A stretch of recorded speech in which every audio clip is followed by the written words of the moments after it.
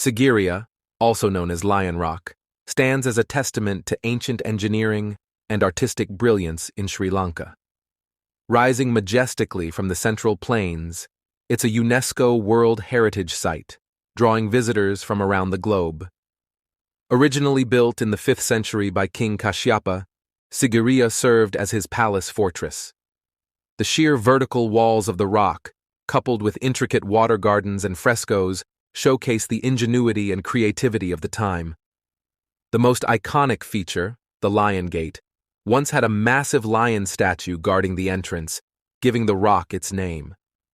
Sigiriya's significance extends beyond its architectural marvels. It's a symbol of power and ambition, reflecting the aspirations of ancient rulers.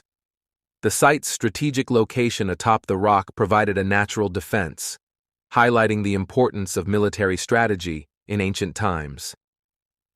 Today, Sigiriya stands as a cultural treasure, offering a glimpse into Sri Lanka's rich history and heritage. Its preservation is a testament to the nation's commitment to safeguarding its past for future generations to appreciate and learn from.